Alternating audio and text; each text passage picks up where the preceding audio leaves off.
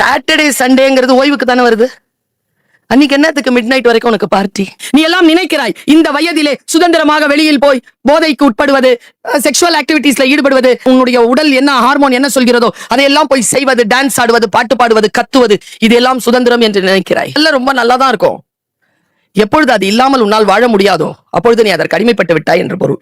ஆசைக்காகத்தான் போவாய், ஆனால் அது இல்லாமல் முடியாது என்கின்ற நிலையில் உன்னுடைய உயர்ந்த நிலை தாழ்த்து தாழ்த்து தாழ்ந்து வந்து கரைந்து போய் ஒன்றுமில்லாம போயிடுவ.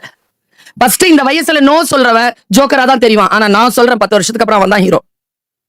எல்லாத்துக்கும் எஸ் எஸ் சொல்லிட்டு இருந்தான்ல, 10 வருஷத்துக்கு அப்புறமா அவன் ஜீரோ கூட இல்ல. நான் ஜப்பான் நாட்டிற்கு சென்ற பொழுதுங்க, யாருமே ரோட்ல ட்ரெயின்ல போன் யூஸ் பண்றது இல்லைங்க. எல்லாரும் புக் வச்சு படிச்சிட்டு இருக்காங்க. அவர்கள் மொபைல் பார்ப்பதே இல்லை. பார்த்தா அங்கிருந்து தான் ஃபர்ஸ்ட் நோக்கியா வந்திருக்குது. அவன் தான் தொடங்கி விட்டது.